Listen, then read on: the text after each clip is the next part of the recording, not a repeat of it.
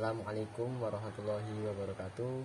Perkenalkan, nama saya Adam Khairul Anam, NPM 2201 011 002, Prodi PAI kelas A semester 1.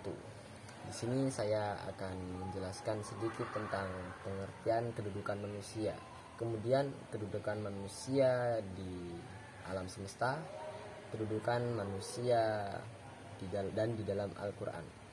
Yang pertama yaitu pengertian kedudukan manusia.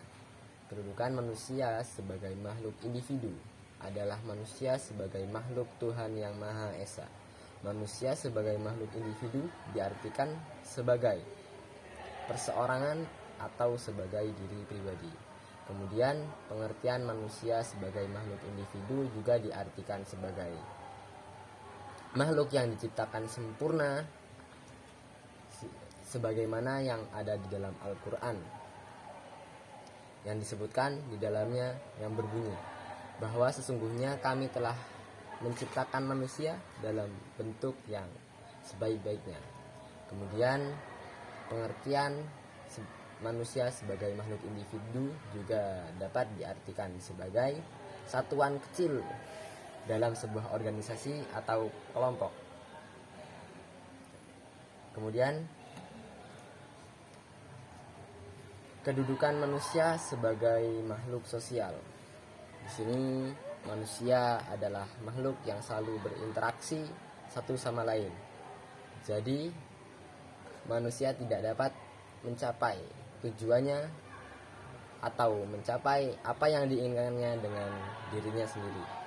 Kemudian manusia sebagai makhluk sosial, artinya manusia sebagai warga masyarakat.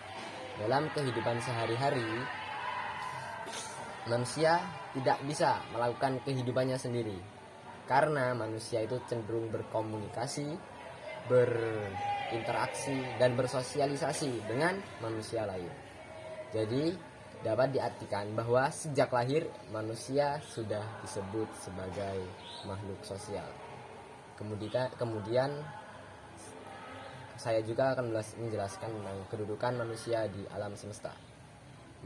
Yang pertama, manusia sebagai hamba Allah. Yang dimaksud dalam pengertian tersebut yaitu hamba Allah, yang berarti orang yang selalu tunduk, patuh, dan taat terhadap sesuatu yang diberikan Allah atas dirinya.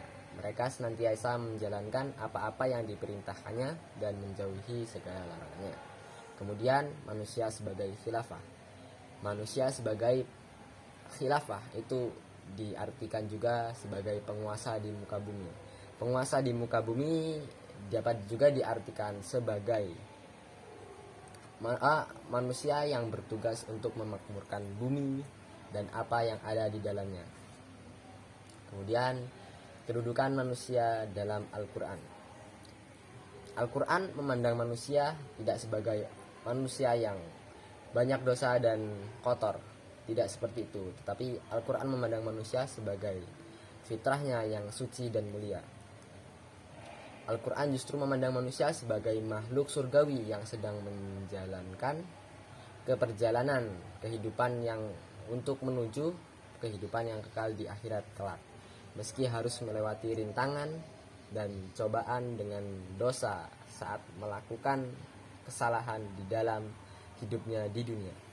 Kemudian Al-Quran pun memiliki istilah-istilah yang ditujukan kepada manusia. Yang pertama yaitu basyar dan insan. Insan yang dihubungkan dengan khalifah atau pemimpin di dunia sebagai penanggung jawab yang amanah dalam surat Al-Ahzab ayat 72. Yang kedua, al-insan dihubungkan dengan predisposisi manusia yang negatif, contohnya seperti kikir, dan manusia juga identik dengan keluh kesah yang biasa juga yang disebutkan dalam Quran surat Al-Ma'arij ayat 19 sampai 21. Demikian yang dapat saya sampaikan, kurang lebihnya saya mohon maaf, kepada Allah saya mohon ampun. Saya akhiri, wallahul muwaffiq ila aqwamit thoriq. Wassalamualaikum warahmatullahi wabarakatuh.